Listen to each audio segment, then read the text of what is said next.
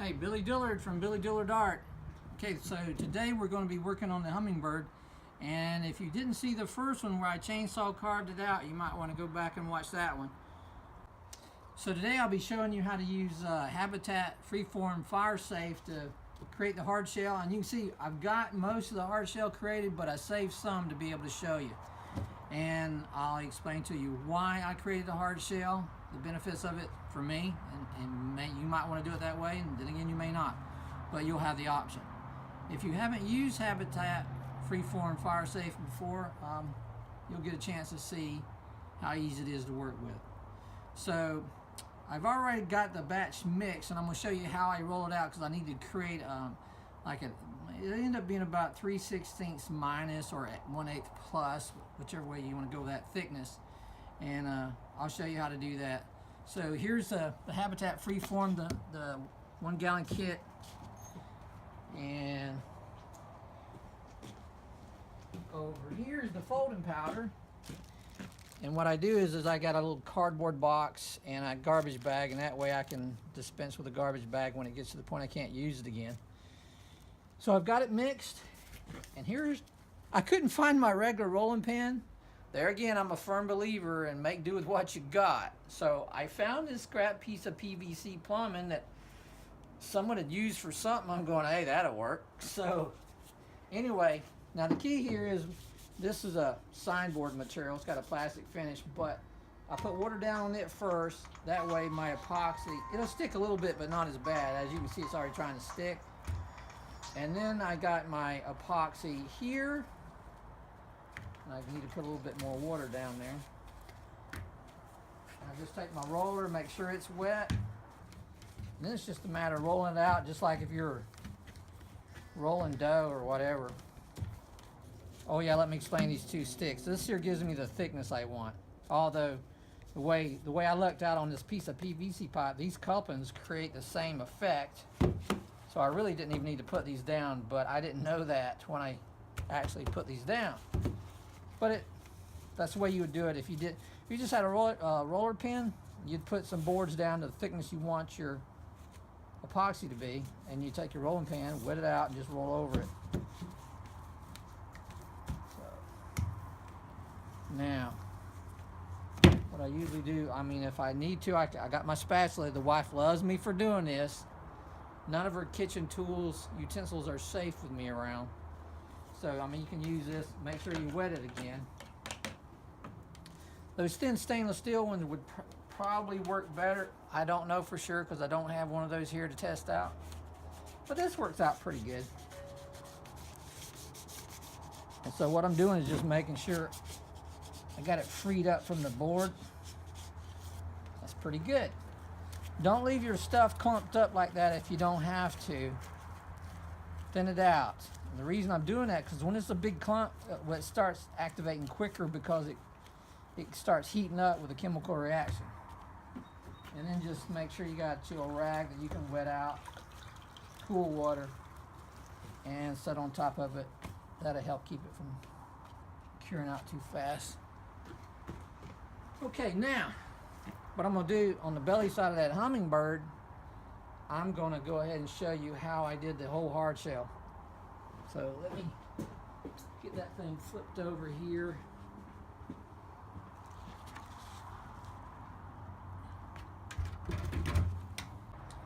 So here's my sculpting tools, real simple. You can get them like Michael's, craft stores. You usually get a bag of them, they're really cheap. And they're wood. I prefer using wood with a sculpting epoxy.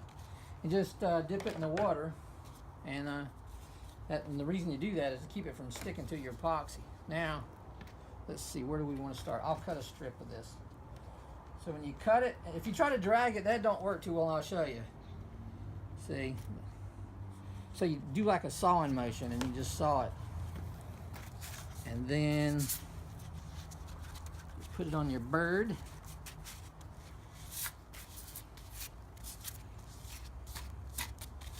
Now it's just a hair thicker than what I want. So what I'll do is I'll just kind of work it out and thin it down this way. That's what happens if your glove gets dry and it starts dragging, it'll catch it and then it'll want to tear it. So keep your gloves wet also. Now keep in mind, a layer of feathers has to go over on here, so it'll be another layer just like similar to this that I actually make, and then I'll apply the feathers. So if you get a little thin in areas, it's not a big deal because you're going to be doing another layer later. Okay, now you can kind of see where your little voids are. Cut something out similar to what you need.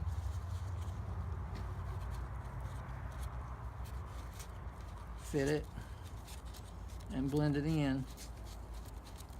I really like this product.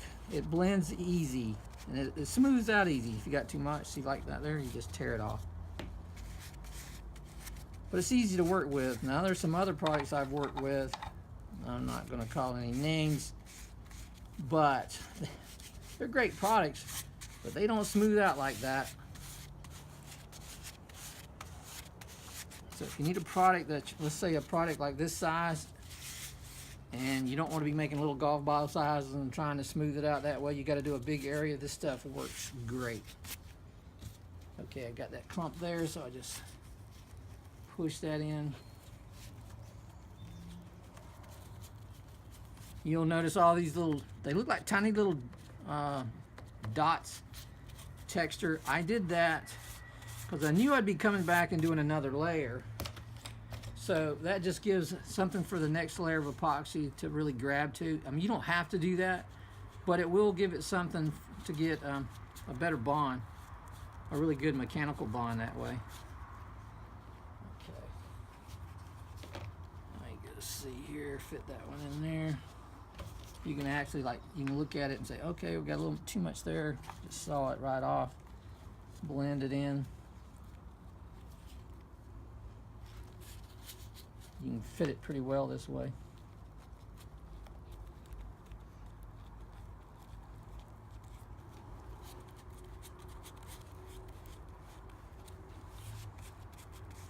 There again, I don't got to be overly particular with this because I got another layer to do the feathers. Now I'm going to explain to you why I'm doing this, and you'll get to see in a minute on the back when I start doing some of the feathers why I create this hard shell. One of the reasons, one of them is when I'm doing the feathers and I'm really cutting into the product, creating this texture.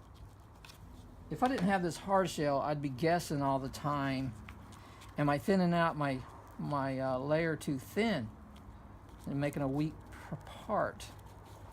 But with this, I don't have to worry about that.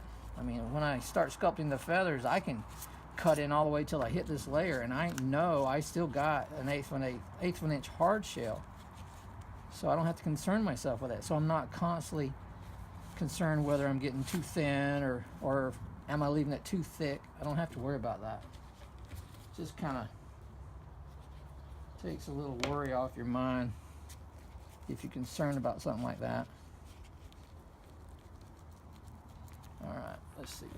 There again, you can cut inside your line a little bit because you can spread that material out just by taking, you see right there, I can just put my thumb on it and push it over wherever I want. If I know it's a little thick in one area, I can just push it over. Really easy.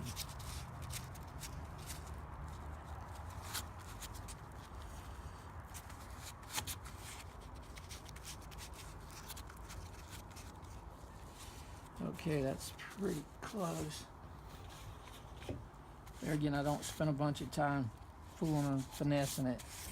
Really don't need to. And you can see I'm using water for a release agent.